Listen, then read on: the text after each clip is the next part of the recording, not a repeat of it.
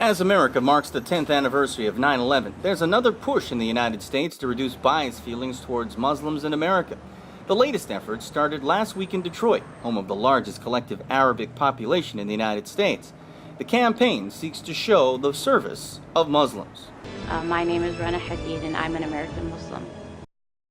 The effort comes as a new poll reveals that 3 out of every 4 Americans believe Muslims are singled out unfairly for acts of bias and suspicion.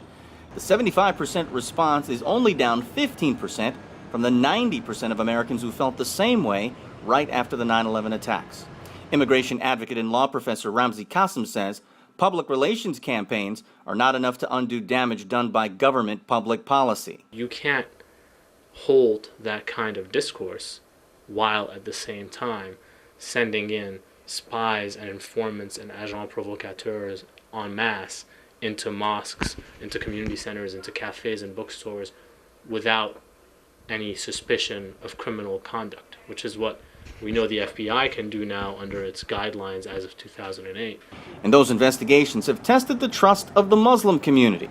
Another recent poll by Pew Research revealed that more than half of Muslim Americans polled said government anti-terrorism policies single them out for increased surveillance and monitoring, and many report increased cases of name-calling, threats, and harassment by airport security, law enforcement officers, and others.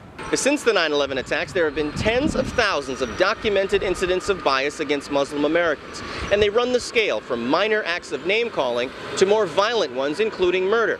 And critics of U.S. domestic policy say that during that time, America has tried to have it both ways.